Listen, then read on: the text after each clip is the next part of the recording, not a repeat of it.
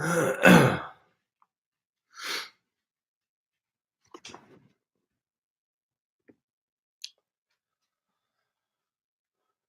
right.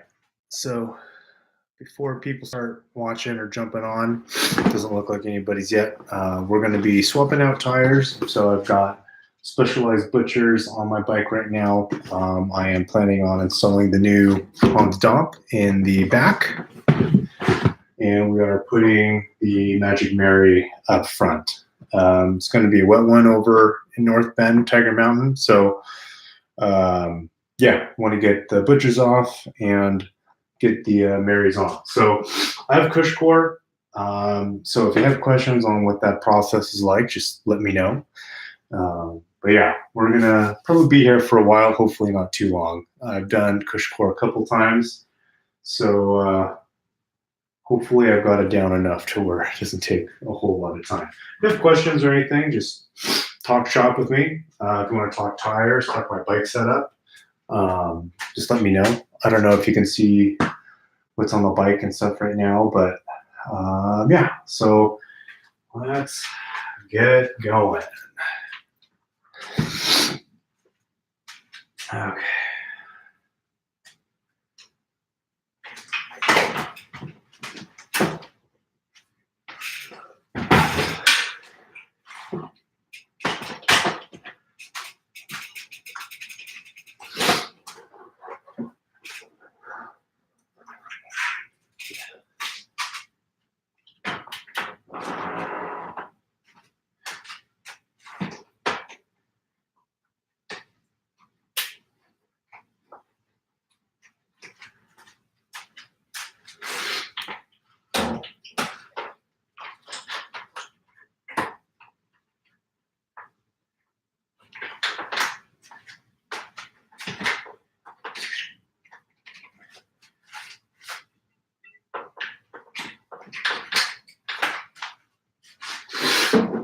Oh, battling some sniffles, so hope you don't mind the sniffling a whole lot.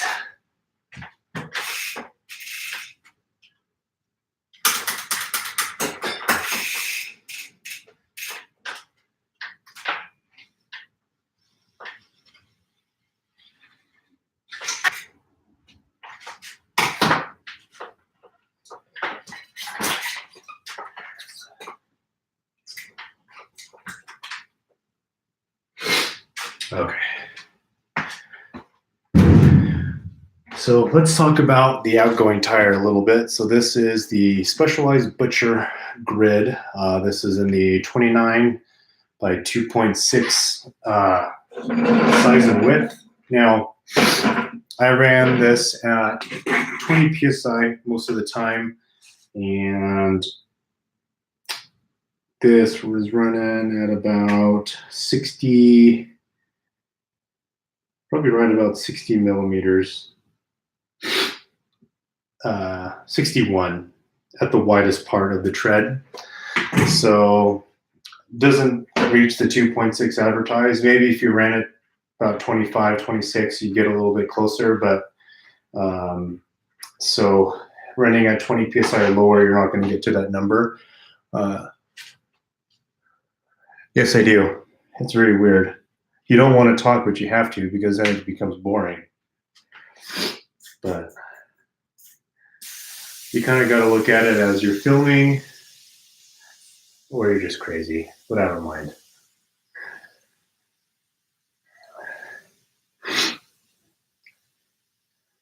So I've got CushCore in both of these tires, which it gets easier every time you do it, but it's still kind of annoying and difficult. I've set aside quite a bit of time to do this. So yeah, hopefully this doesn't take a whole lot of time. So what I found for me to get things going with the CushCore is you can kind of feel it and play with it underneath. Like as you flex the carcass, you can kind of flip it up because it does stretch after a while. So you kind of flip it up, and then you're able to get the tire bead out. May take a little bit of poking. There we go.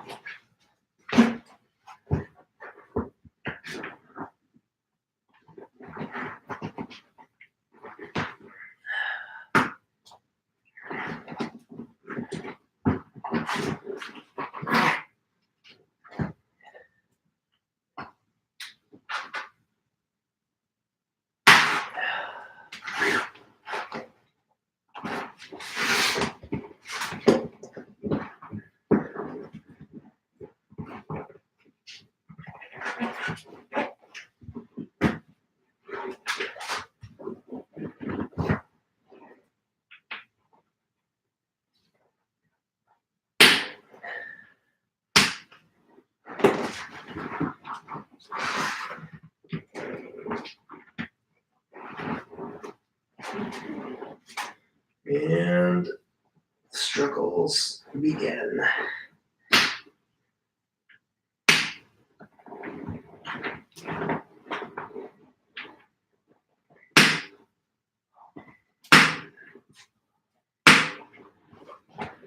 Oh my gosh, I hate this already.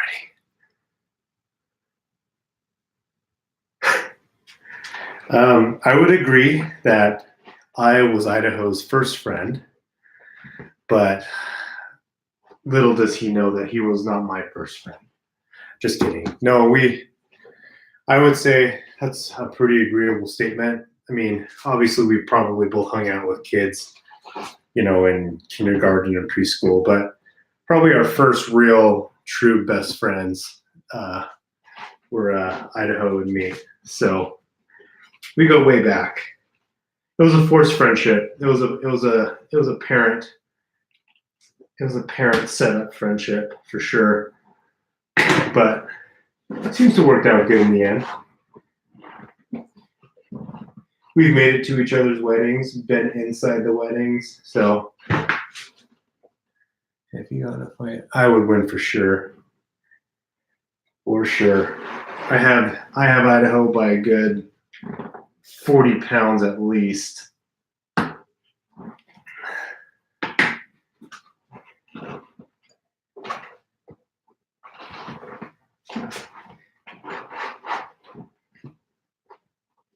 Yeah, well, you know how those arranged things go in Asian relationships.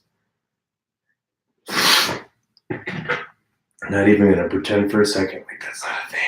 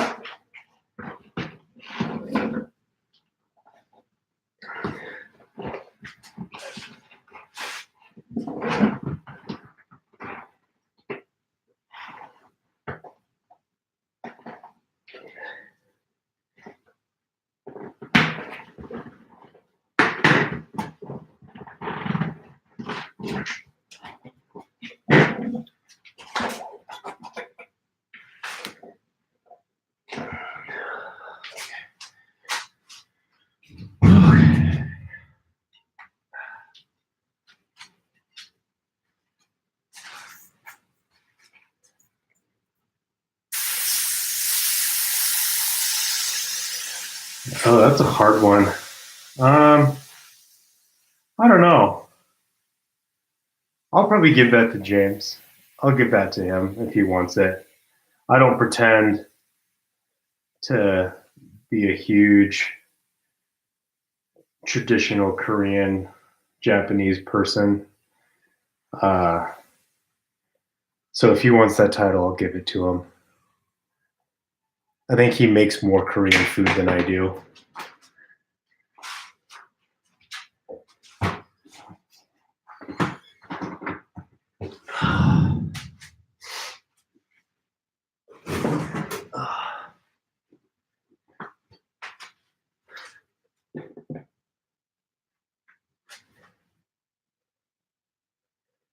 Absolutely. Absolutely. I think Disney's missing out on lots of opportunities not having him as a voice actor. For sure.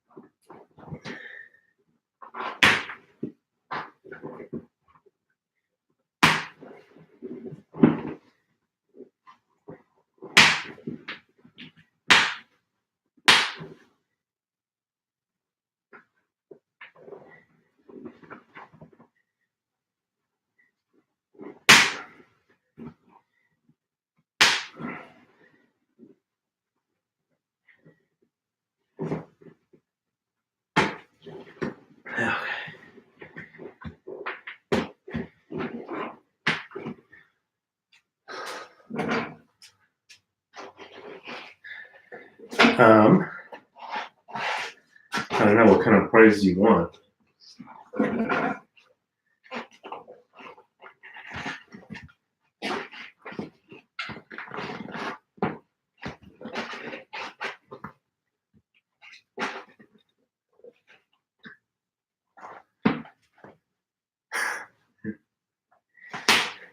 You know, I figure I'll do this by myself or I'll live stream it and someone will come along, keep me company, or people will watch it later. So, either or.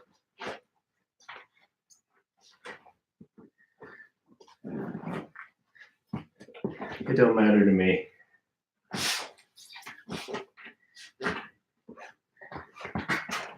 This is all still new, uncharted territory for me, so not afraid of it.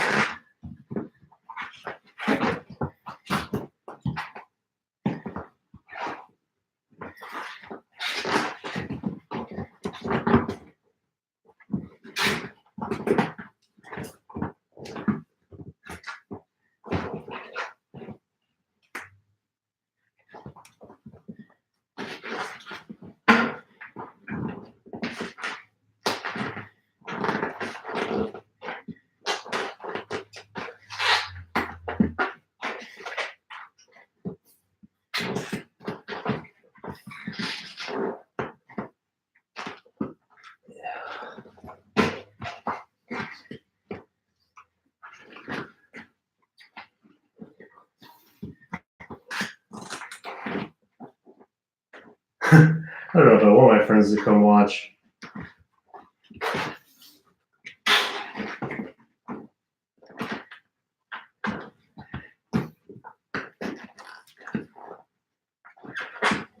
Besides, all the Facebook friends, they're just all fake friends anyway.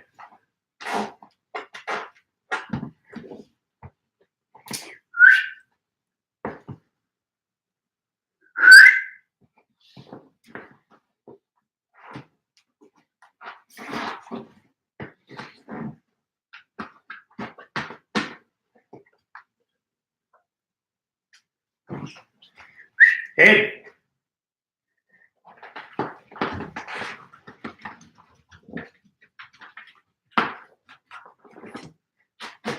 Come here. Come here.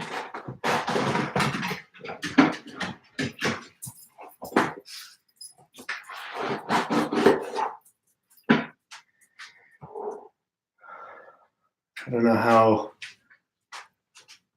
Put this bed in the corner and pan the video out.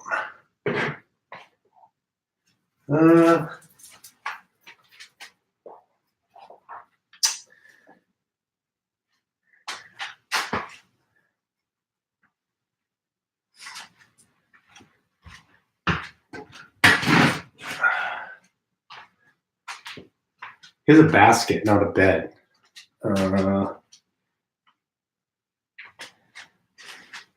We could do this. Could.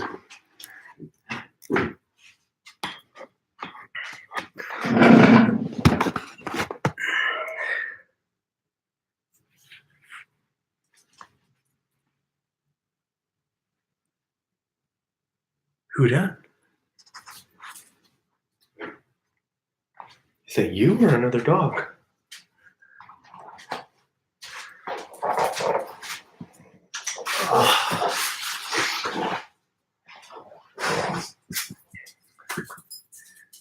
Hey, look. Come here.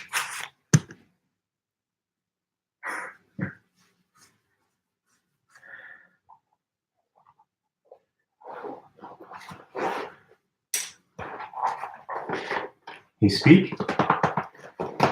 Can you speak?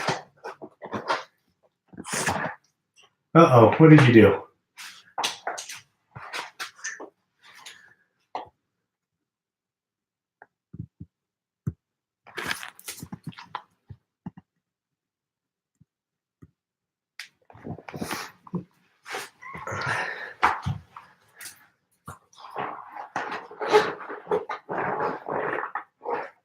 Okay, so. Yeah, he just opened up a new window.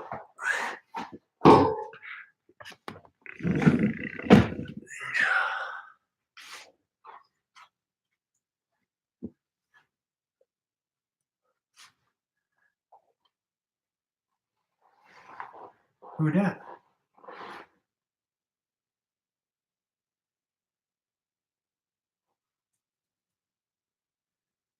He's not there.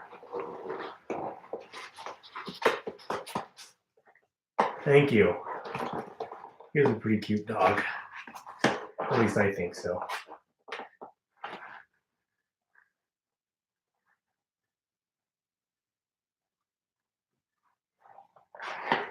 Right, he hasn't quite figured out the whole camera thing yet, though.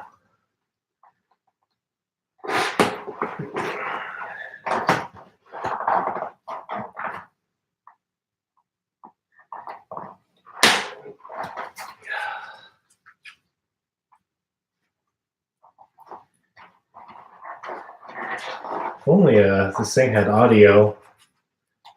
He knows speak if he knows someone has food.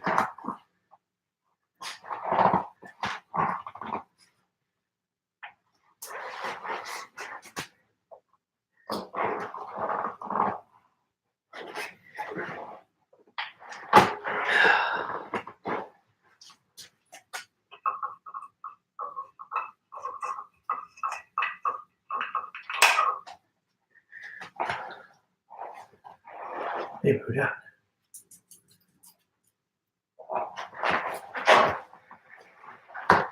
So I'm struggling through my tire. If you're just watching, we're swapping out tires, talking shop, here to answer any questions you may have if you have them.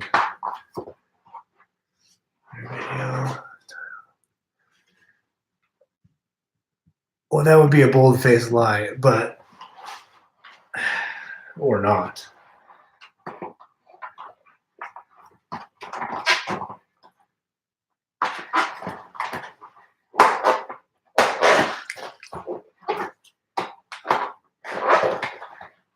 What are you looking at, Abe?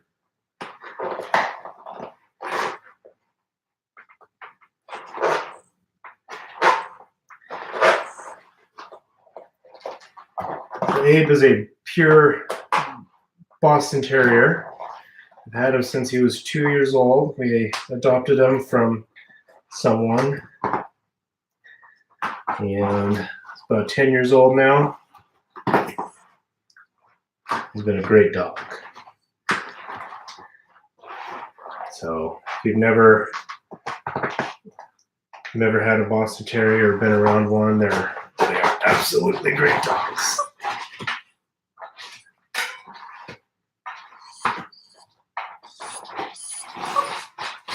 Oh, what? Okay. All right, finally, front tire off.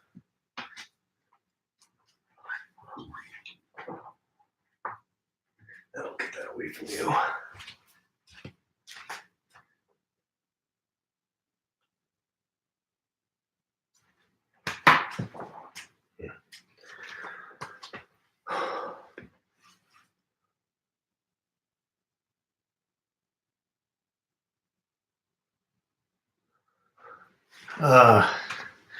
No, I'm changing it.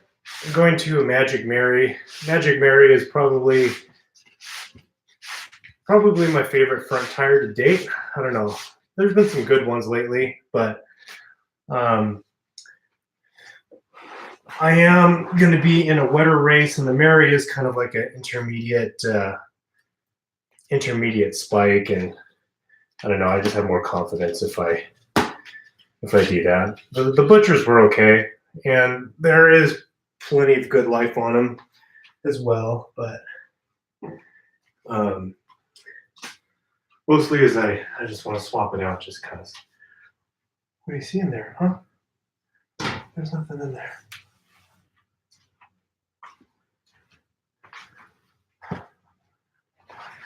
Howdy, Bill.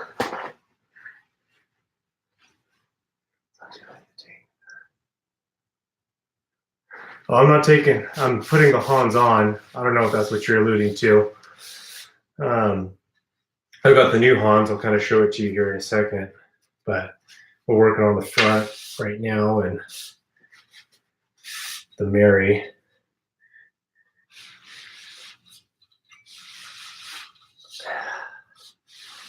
So while the wheel is off, it's a good opportunity to get it all nice and clean.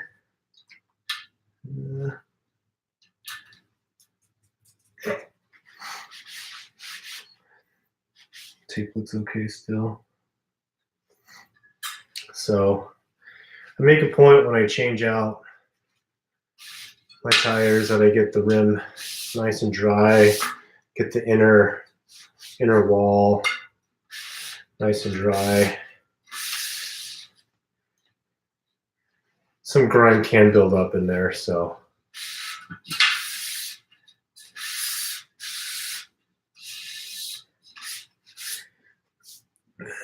just give the wheel a good wipe down.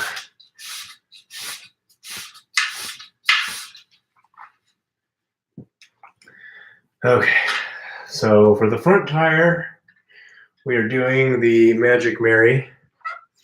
So as you can see, the Magic Mary is again one of my favorite tires. Very consistent, not the widest. It does blow up a little bit wider than advertised. Let's see, let me make sure you get the rotation. Oh, what do you want? What do you want? Let's see, where's the rotation on this guy?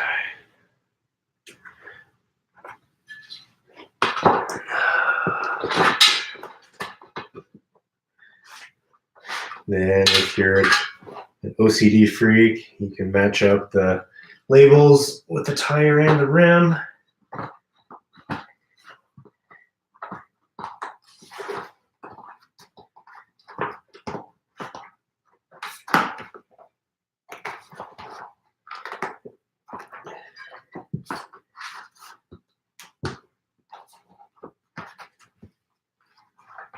You're being shy.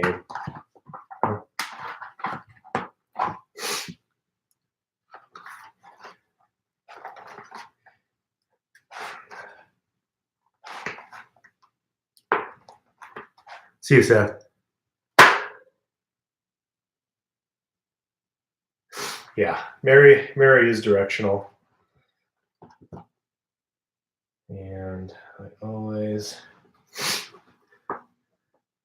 nervous. Okay. So when I have been doing Cushcore, I usually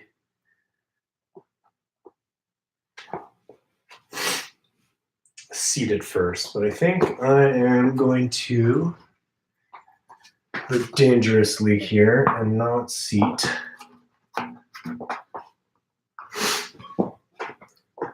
Not seat it first.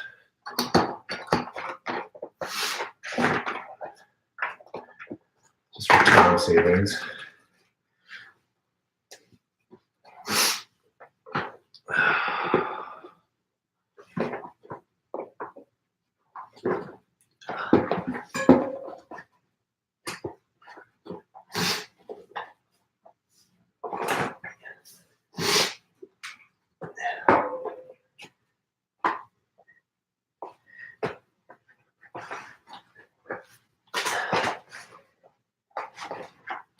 And there's the fun part with Cushcore, stretching it over the rim.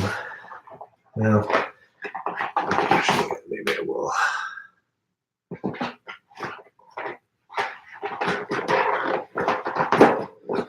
I love Cushcore. Some people say it's unnecessary. I'm a fan of it. But man, is it a pain to install.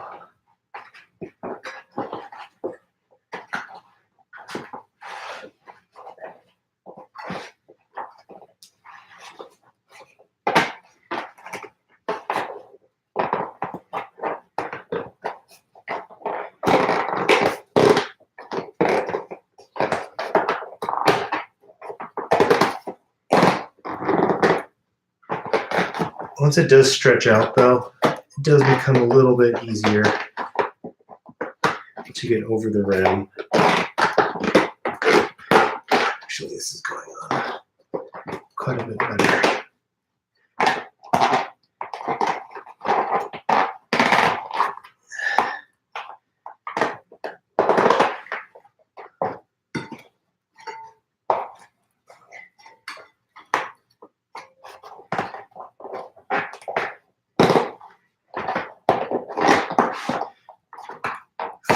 I don't know if Schwalbe's upgraded their carcass a little bit, but this snakeskin feels a lot better than the previous snakeskin that I've experienced.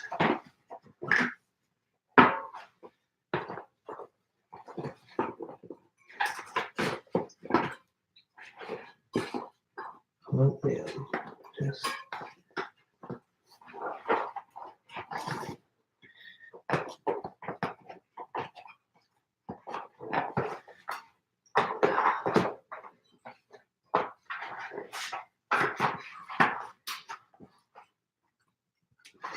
thought I had a loose spoke there.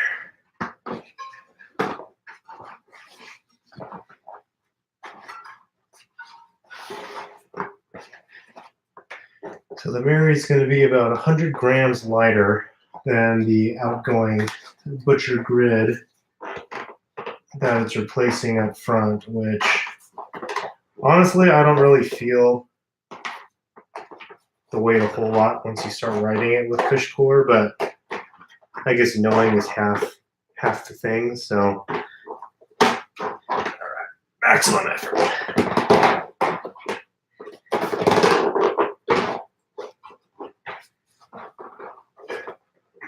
Okay, where am I?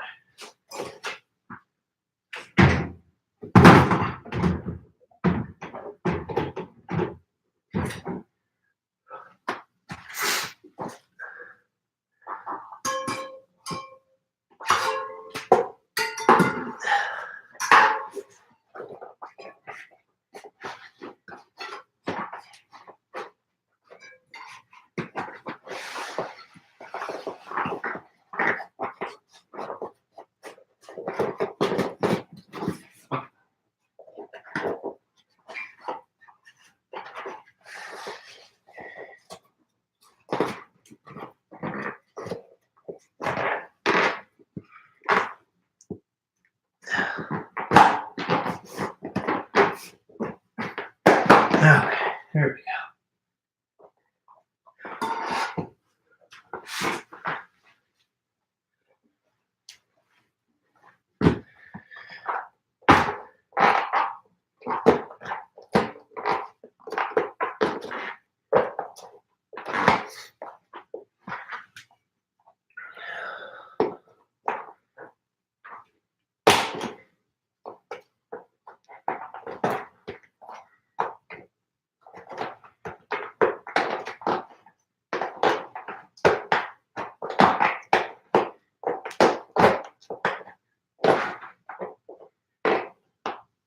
Hey, what are you doing?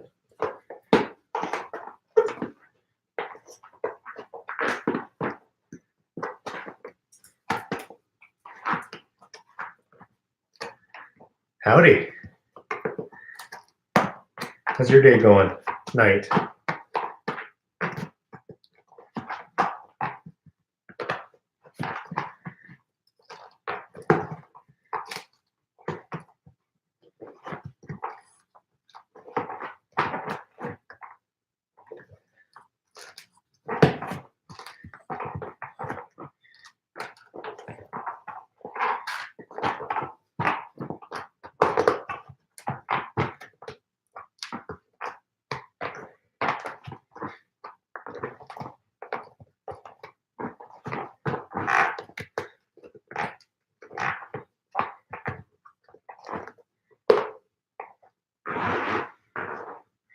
All right, so we're to the process where we've got most of the bead in, and now we want to get it into the rim channel so that we can stretch it over the last little bit.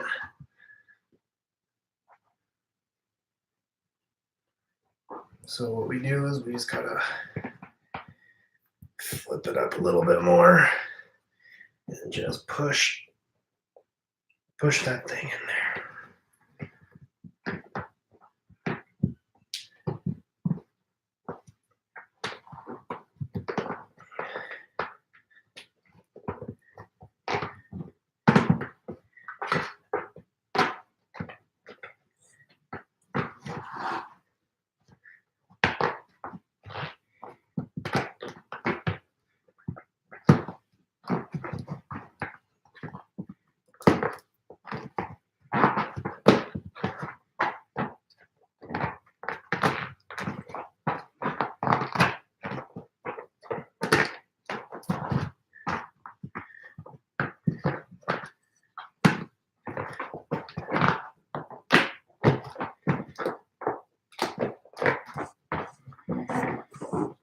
Okay.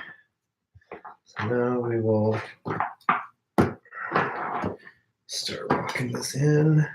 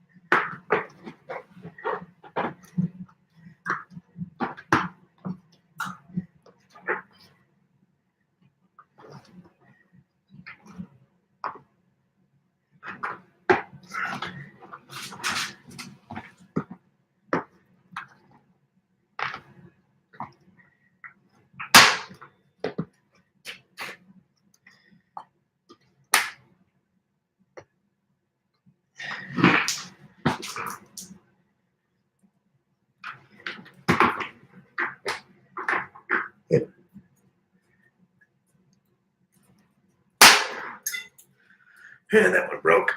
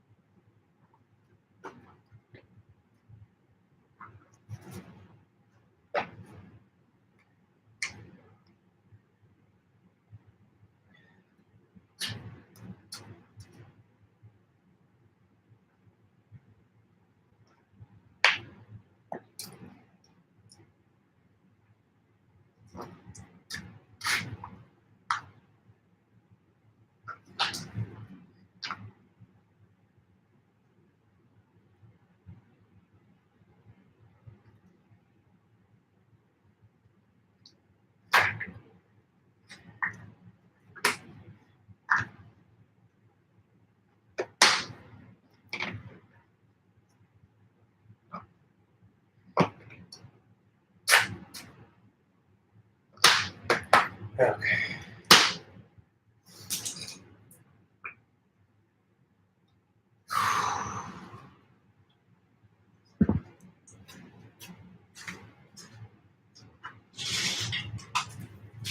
See if we can blow this up and seat it.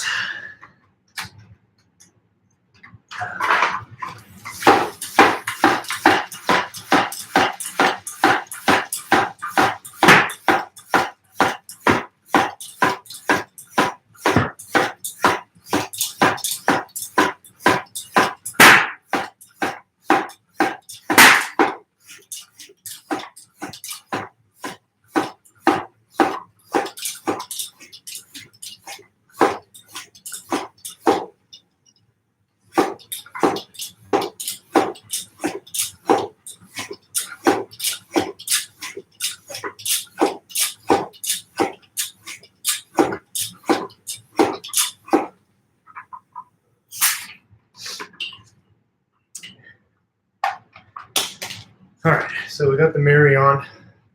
I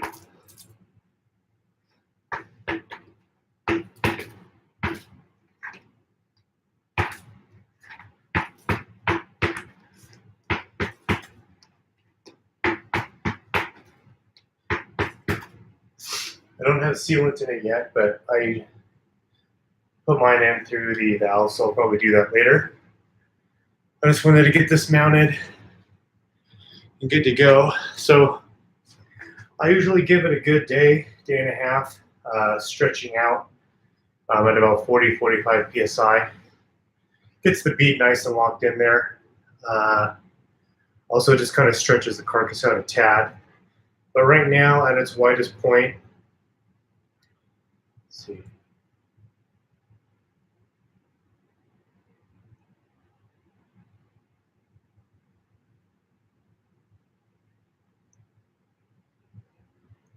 Tire measures.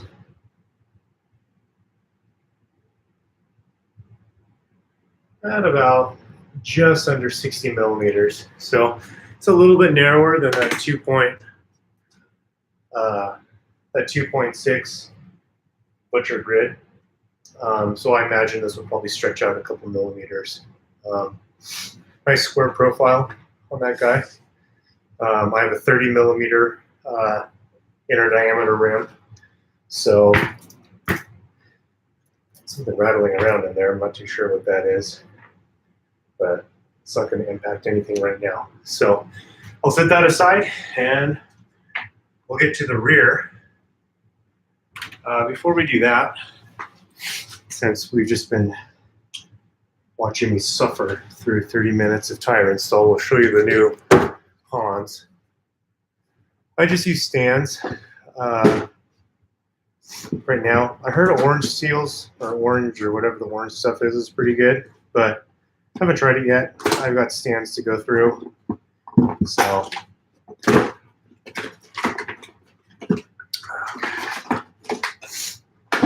all right, so here's your new Hans Dampf. Waiting a long time for this guy to come out.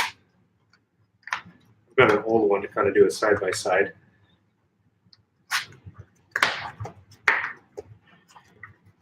As far as I know right now, in the 2.3 is the 2.35, they only make it in a soft in the Addicts Evolution line.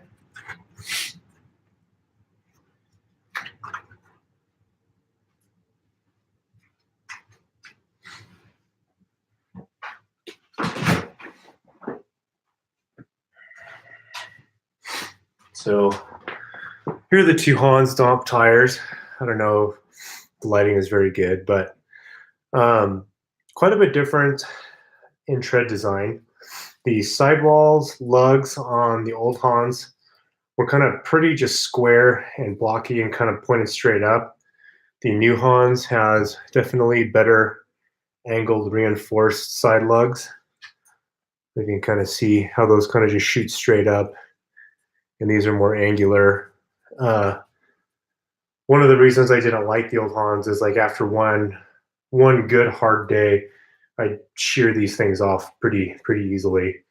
Every knob in the middle is either taller or wider, and again has more of that ramped angle leading up to the edge.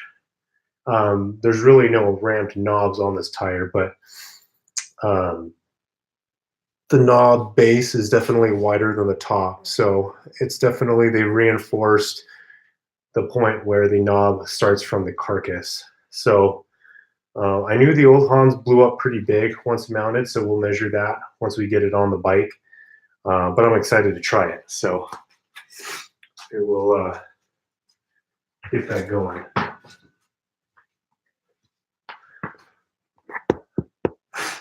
Set that guy. Oh, I guess you can't really see it. Okay. So my experience with the Butchers wasn't bad. They were a relatively decent tire. I would definitely say I would prefer like a DHF or over the grids, over the Butchers, but that's just a preference thing. But it was a good experiment. They were like buy one get one 50% off, so why not give it a try? They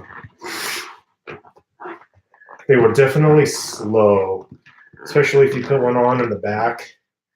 It just sounded and felt like Velcro just peeling off this pavement. They were loud. It was the whole 9 yards. Who's that? Is that yourself? If you're tuning in, this is my puppy Abe. I say puppy, he's 10 years old, but will always be a puppy to me. We are taking off my Specialized Butchers and installing a Magic Mary up front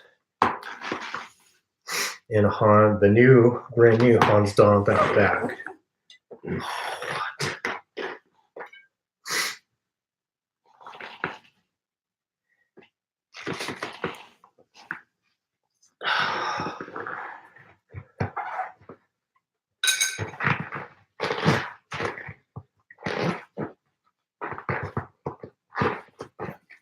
Rear tire already way better than the front.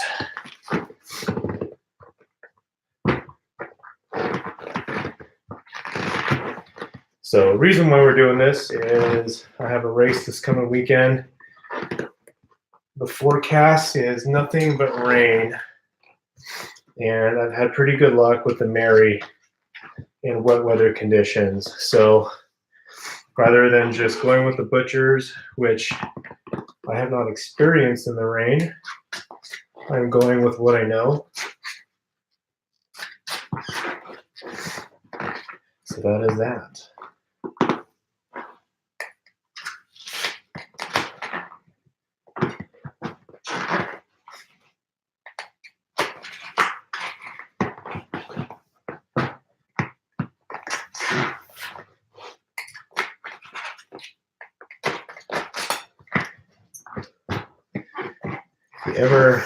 If you work out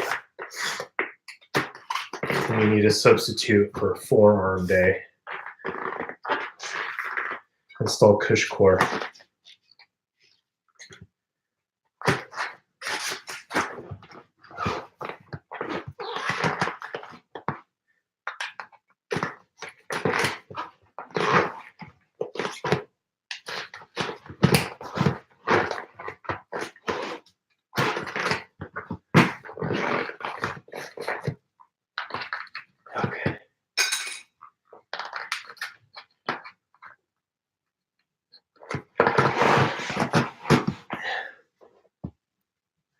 It is. It is more fun, like a workout. Your arms will hurt, like a workout. It is everything that a workout is.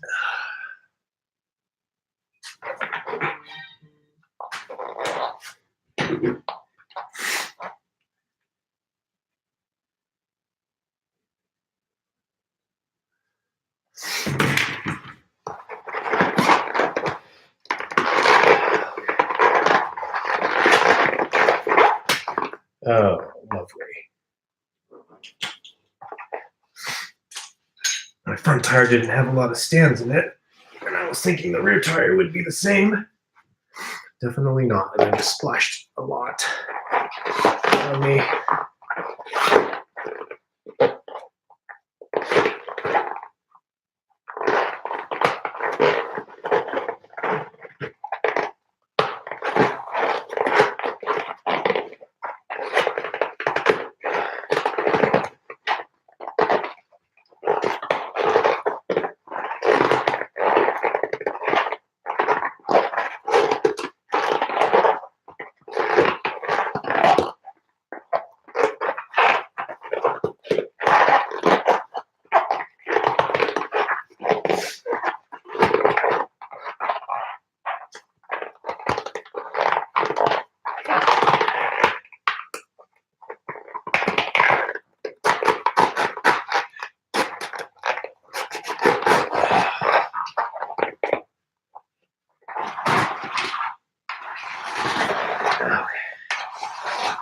I take off one more better than the first one.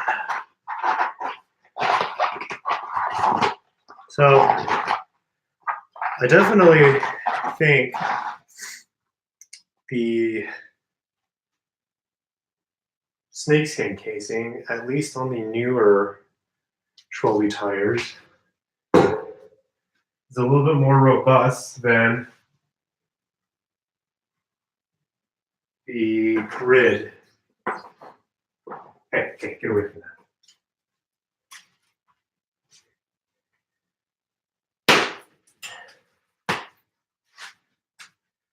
Come here.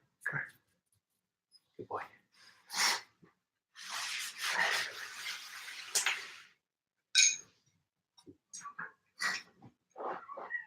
I seem to have a different opinion about the casings every single time I play with tires. But feeling the two, that is my firm conviction.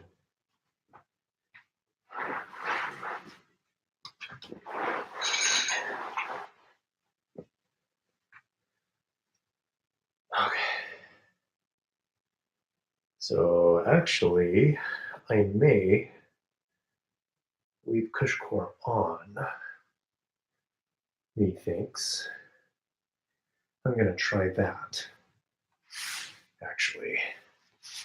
So the first time I took the Cushcore off, installed the tire, and put the Cushcore back in. This time, I think I'm going to do the opposite. We'll make sure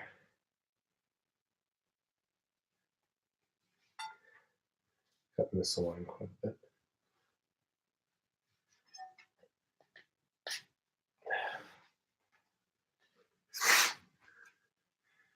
All right, so the Hans,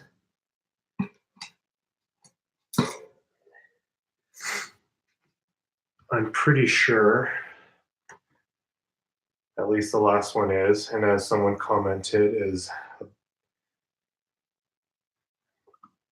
bidirectional, so you can install it which way, and that does seem to be the case on this guy. So we will install it and treat it as such. I haven't done it this way. Hopefully I'm not regretting it.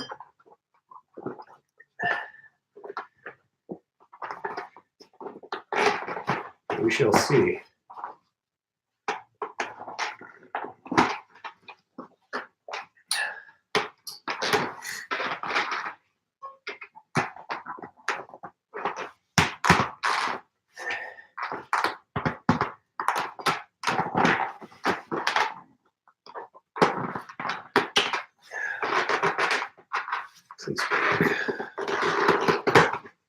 Okay.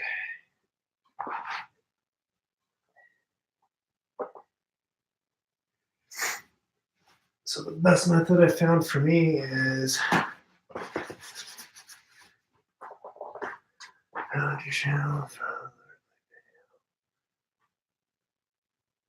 Hey, thank you, Yum Yum. I am flattered that you are joining us tonight. Enjoy your stuff too.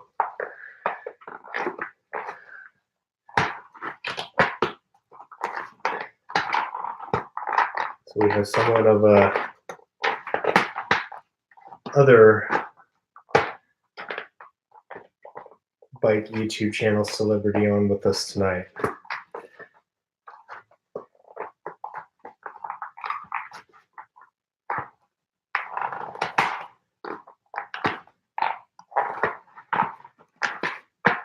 All right. So I'll go into a little bit, since there's so much dead air, of why I enjoy CushCore. So I enjoy CushCore because, for the most part, I run it for the flat protection for a race, and also running the lower pressures. A lot of people mostly run it for the flat protection, which is fine. I mean, that's exactly what it's for. But I run it for rim protection too. Wheels are expensive, and I don't have the money to just go out and replace a nice set of wheels every time I break one. I've never actually broken a wheel. I do actually have a little dent in this one, which I was actually surprised to find. But what's also good about that is I didn't know it. I didn't feel it, and the tire held up. So essentially it's done its job and already made it worth it. I run it in both wheels. Some people just choose to do the rear. I find, again, for the lower pressure, I find that I actually prefer it more in the front. Just because I can run, I used to run about 25 PSI on all my front tires. With CushCore, I've had it down as low as 18, but I've settled on 20, both for rolling and for grip. It just lets that front tire conform to the ground a little bit better. Also,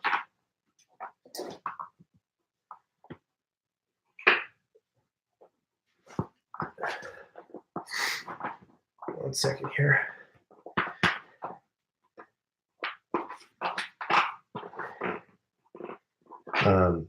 Just conform to the front ground. The CushCore adds a lot of support, so you can get away running like the snakeskin carcass versus like the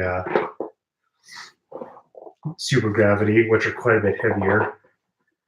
This Mary, I believe, is about a 850-ish grams. So you can run them quite a bit lower pressures.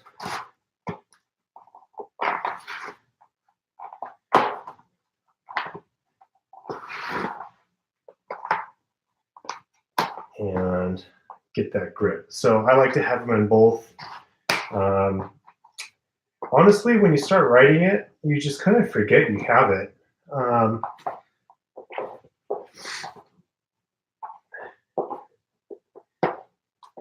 Like, everybody's worried about the weight, how much it's going to hurt the climbs, and I don't know.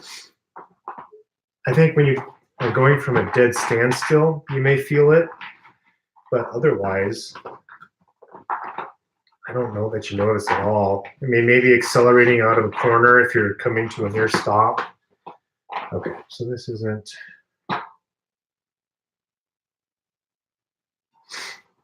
This isn't going how I thought it went. This is becoming harder.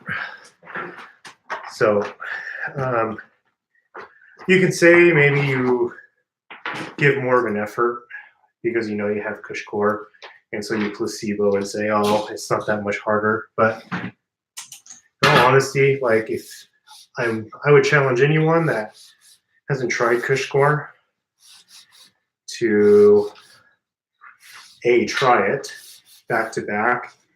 And if you didn't know it, I would be hard pressed to tell you to believe that you wouldn't feel the difference.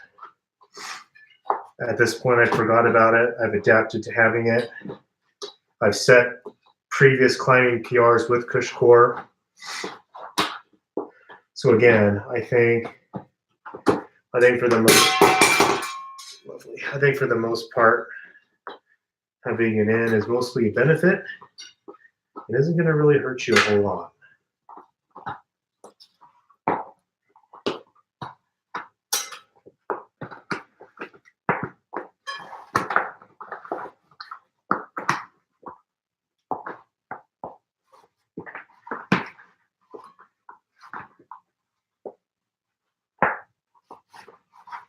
So that is why I run Cush Core. Save money, more front end grip.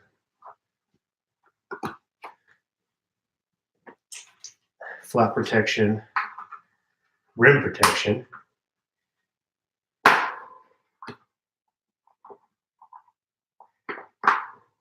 And just an overall good time. Reeling Cush Core for the first time was such a cool feeling.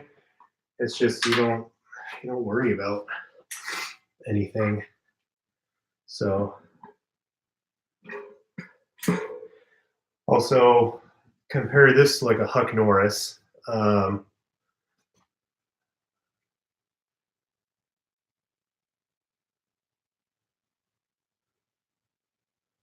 That'd be really cool. So I'm up in the Northwest. I'm also wanting to come down too. So whenever do a video together, that'd be cool. I am always open for that.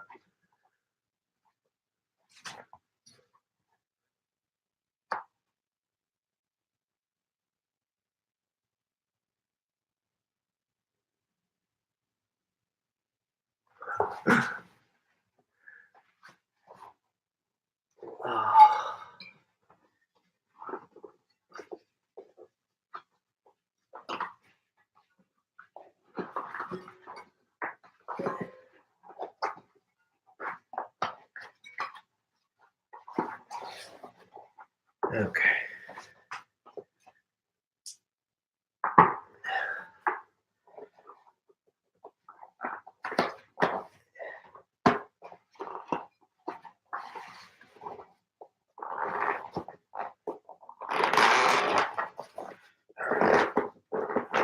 Maximum effort here. All right, almost done. This one is going a lot better than the first one.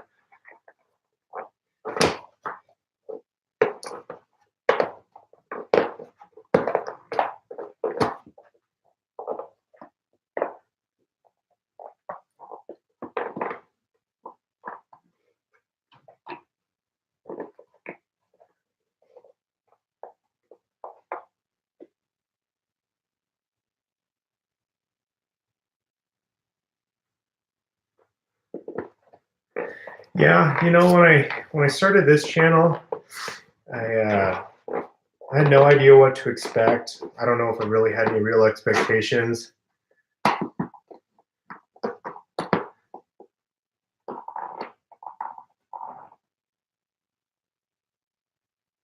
Oh yeah. Problem is I don't have a round garbage can, and I do know I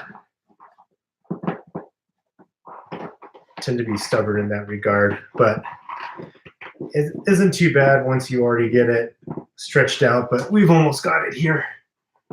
But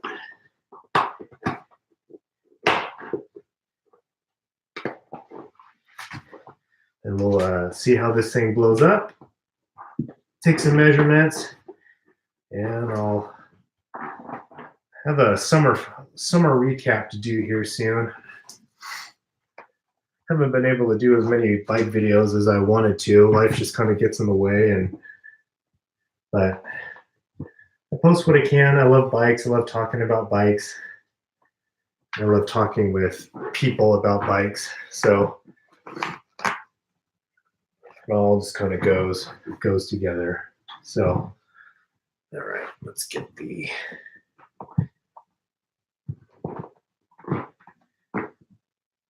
lead in the channel here.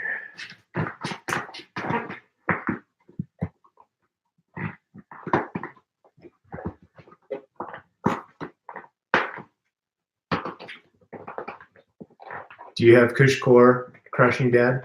I take it, since you know the install process.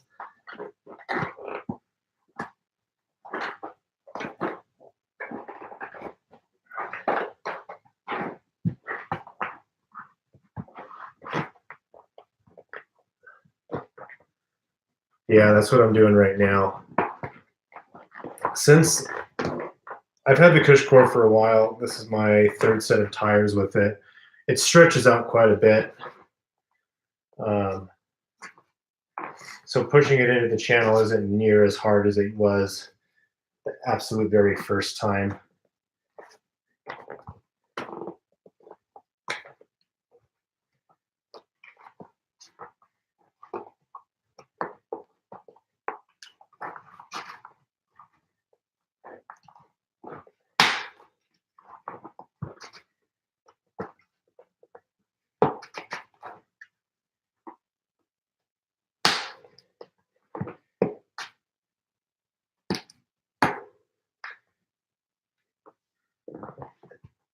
And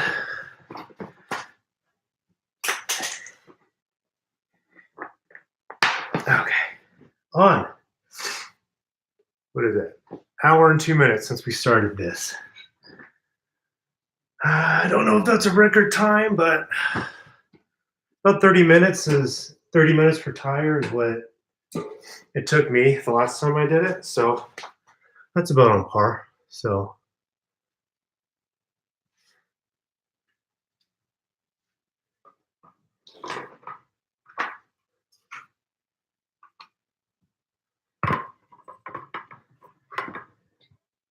all right, now can we get this blown up without the water?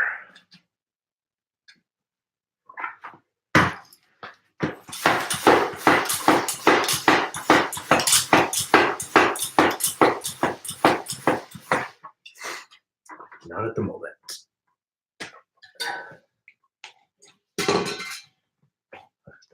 Sounds like grease that cassette.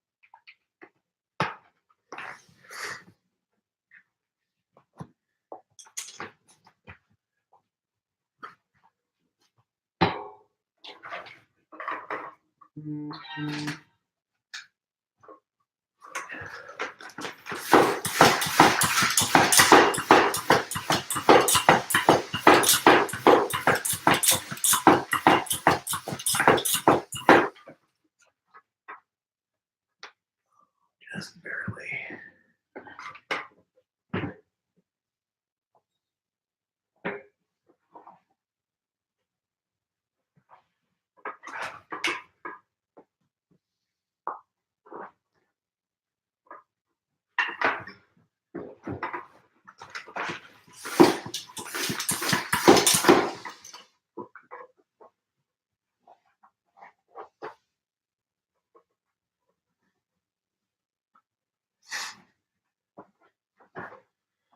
right, I'll be right back. I gotta go get some soap and water.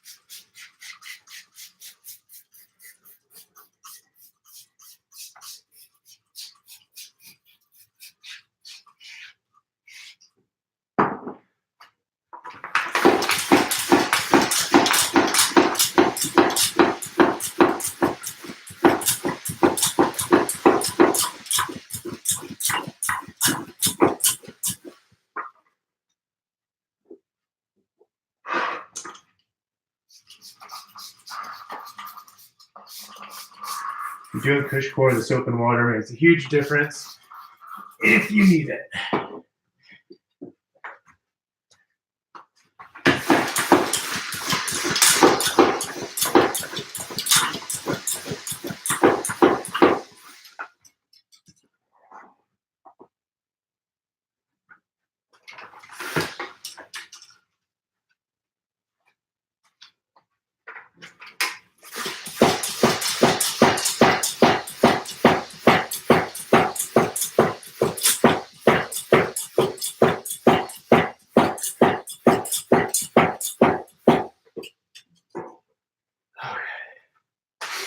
Plan B.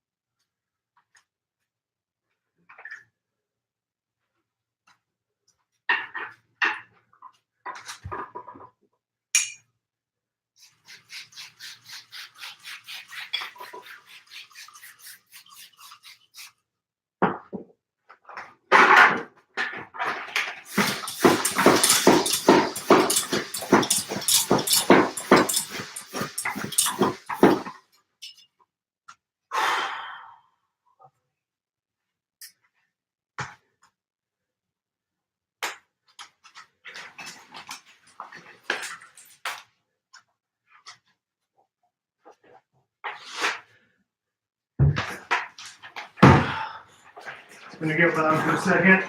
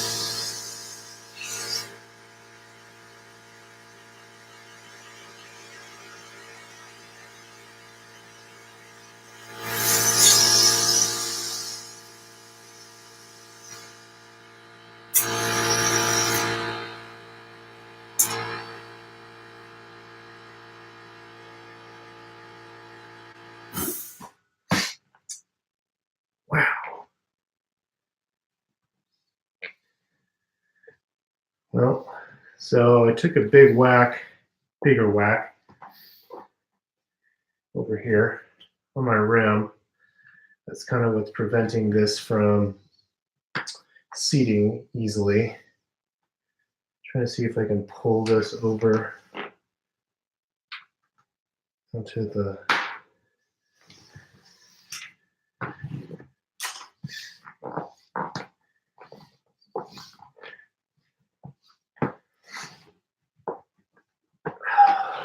it's not ideal, but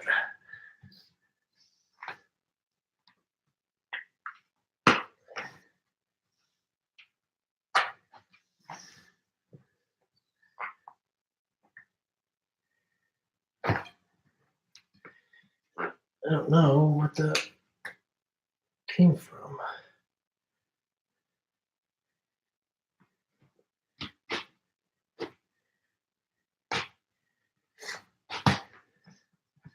It's like almost down into the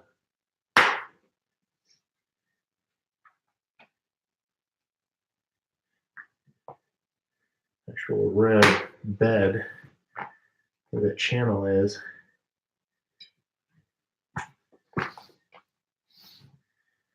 That sucks.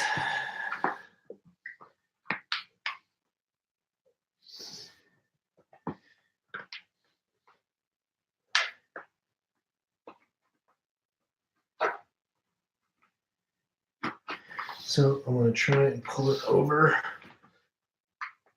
a little bit.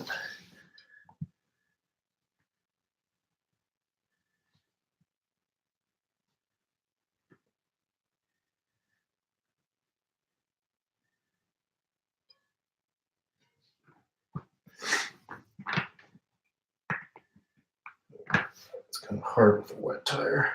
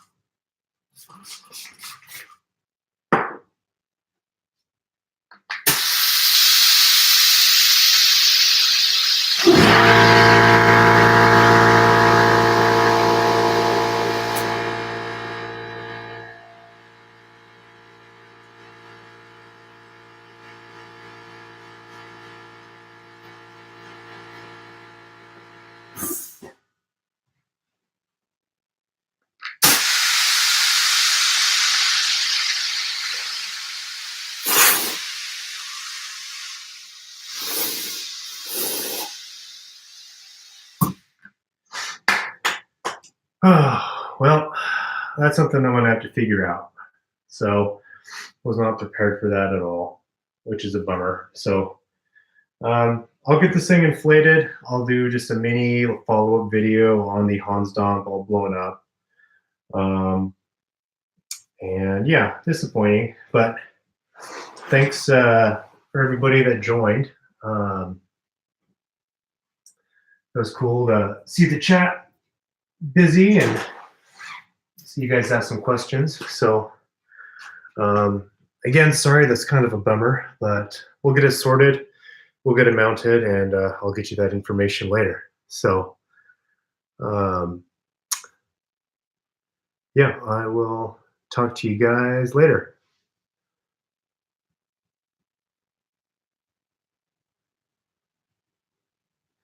Yeah, I discovered a little, I guess, ding or rent and so it's just letting the air out. It wants to seat up everywhere except for that little point. I don't know if you can see it. There's this little, that little spot is, and it like went and it like pushed in all the way and actually like dented the rim channel a little bit. So I tried pulling it out. Let's see if I can get it over that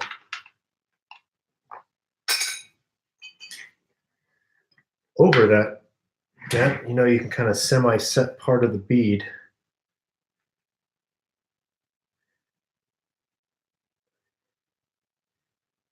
Maybe I can do that. No.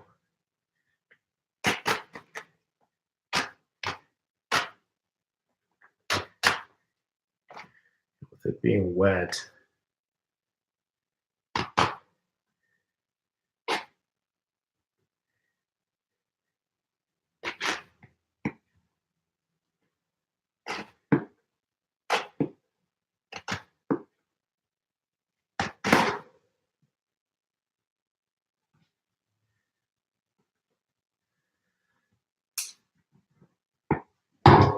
I just don't think it's going to go.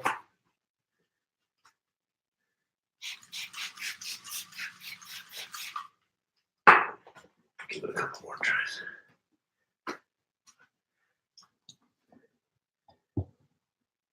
Maybe I'll tilt it down.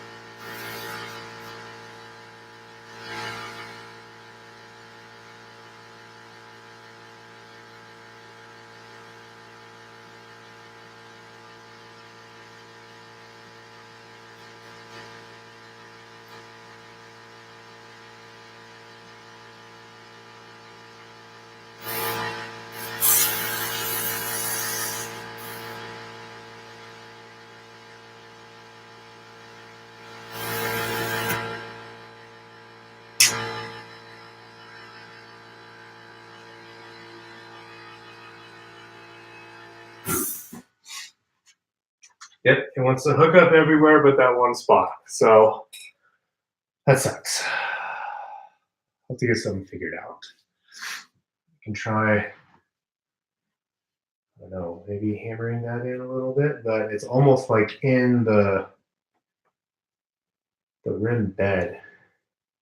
So the rim bed, the channel has like a little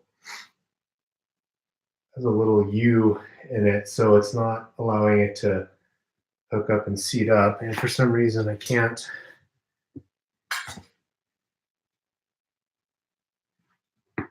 get it over. So that sucks. So I'll finish it up. I gotta go soon anyway, but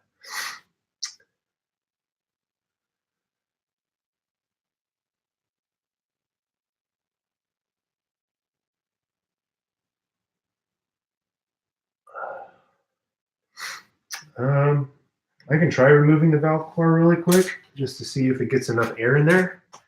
It's a good suggestion.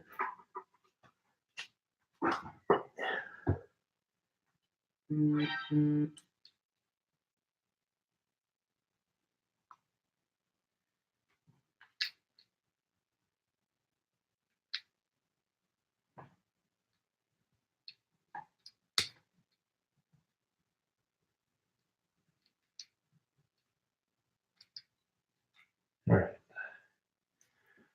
Out. Let's see if it gets enough.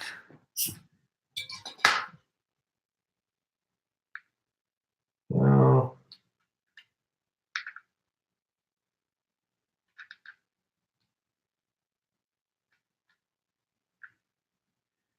with the valve core out, I'm not going to be able to use my compressor because it's not going to have anything to engage the inflator.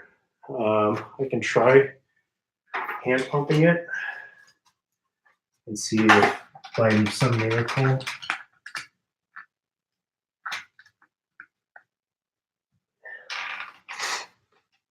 it moves enough air through.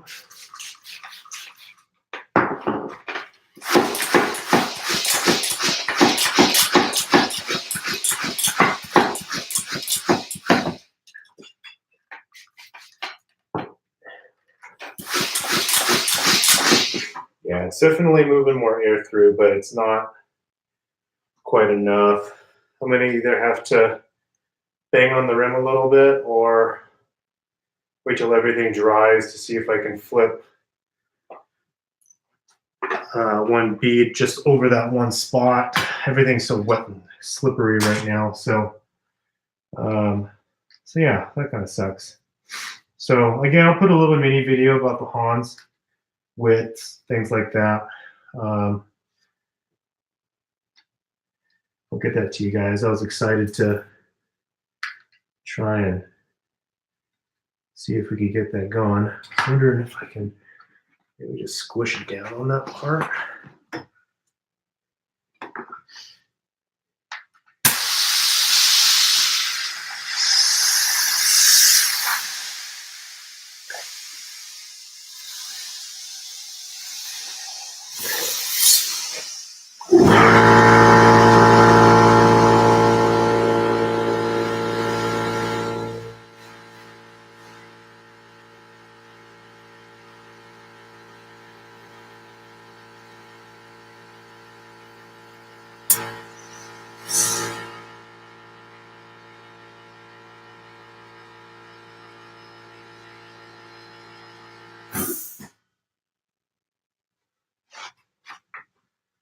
Almost, if I can just block that side off.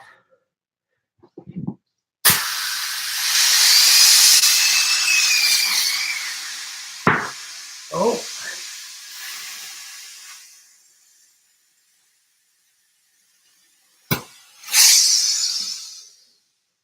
I got part of the bead to sit. So let me see if I can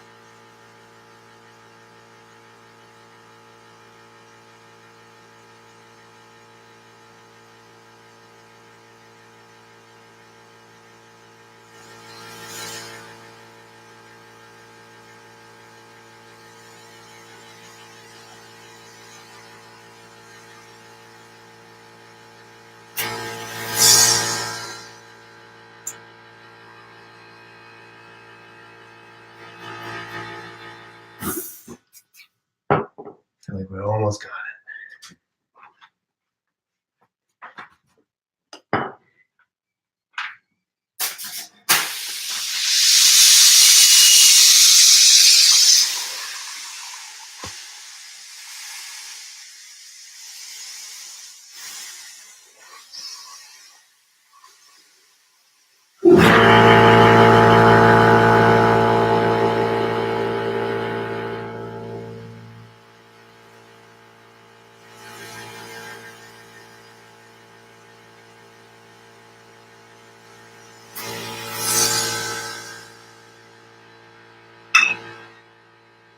So close.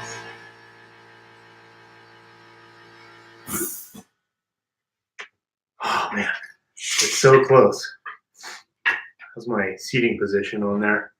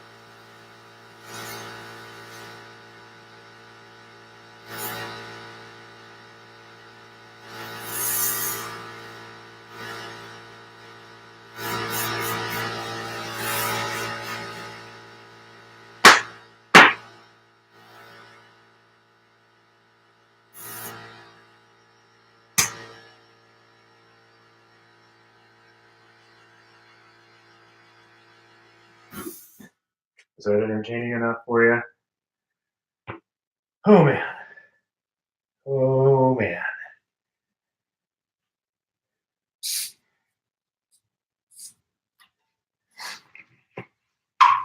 I hope that was worth it.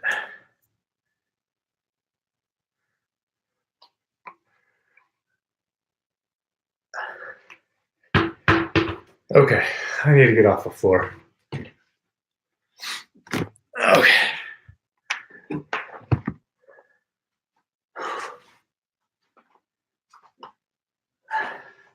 time is it? I scheduled this for 7. I got to pick the wife up at 9. I thought I'd have this well done by the time I needed to do that. Maximum effort, right?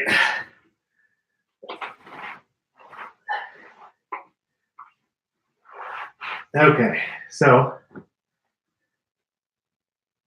after that display of whatever that was,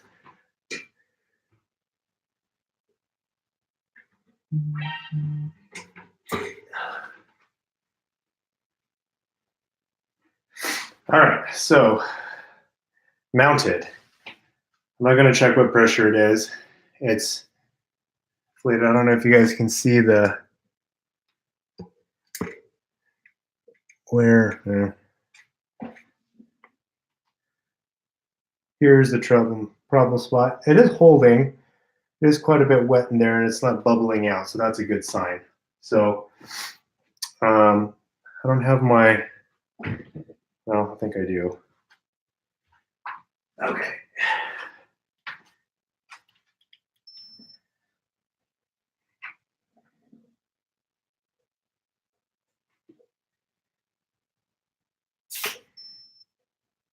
at 31 PSI.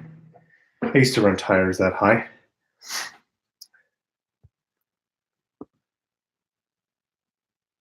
So I took the valve core off, but I realized that I can't use the compressor without the valve core because it doesn't have anything to engage the tire inflator. So I did take it off, managed a few pumps with the hand pump, and it definitely was flowing more air, but definitely not enough for what we were doing. So put the valve core back on, and I just tried to apply a lot of pressure at the spot that it was leaking air, and we managed to get it to fit. So there's that. All right, so really quick before I got to go, let's take some measurements. So again, 30-ish PSI. The casing, now this is on a 30 and a half millimeter wide inner width rim. Casing width is 59, and the widest knob, let me take a look here, is about 59.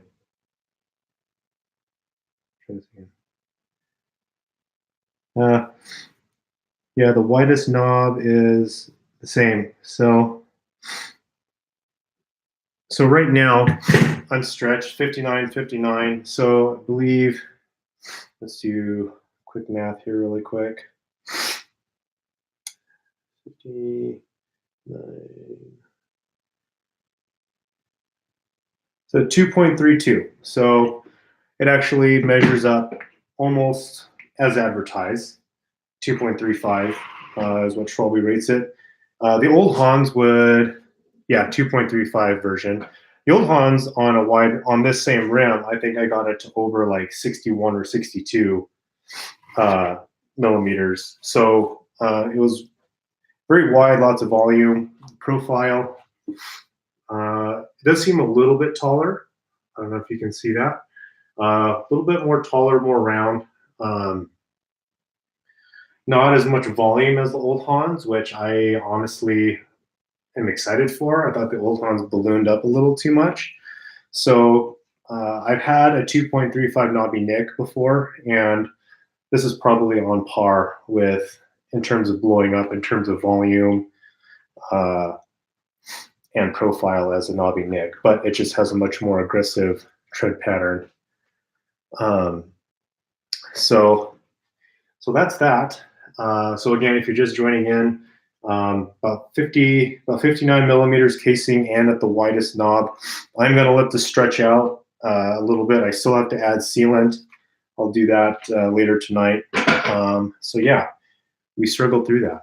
Hour and 35 minutes, this whole broadcast, and we struggled through that. So I'll post any of my findings and stuff on the posted live stream video. So thanks for hanging out and struggling with me. That was quite the struggle there. But so, and just as a side-by-side comparison, here's my tire combination. Magic Mary is finally wider than a Hans Donk on the same width rim. So, but thanks for hanging out again. That was really cool. And we'll see you guys again. Thanks, Bill. Spot 2.6 for my rip mode. The fifth of 2. I think it should be fine. Hans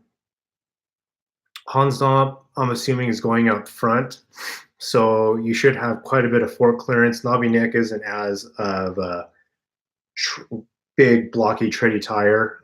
Even for a 2.6, it is a little bit more than a 2.35, but it should fit there. So, let's see. Thanks, Bill, for rooting for me. But thanks for all the tips. Thanks for hanging out. This was really cool. I definitely like doing these. It just makes for just cool guide time. So yeah, I've done that quite a few times myself. So Well, cool. Well, gotta go pick up the wife now. Abe, if you guys missed Abe, I'll let you say goodbye to him. Abe.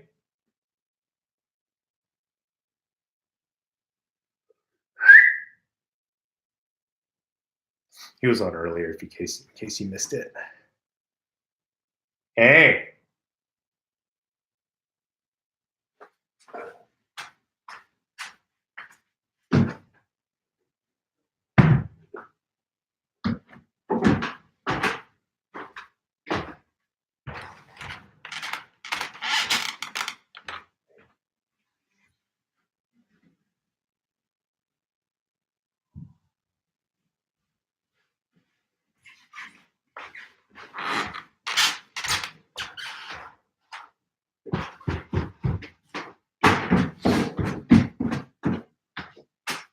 All right. In case you missed him, here's Abe. He was on the broadcast earlier. He's going to be intrigued by himself, but yeah, he's a shop dog, not quite a bike trail dog. He's got little, quite short legs, but say bye. Say bye. So, all right, guys, we'll see you guys next time.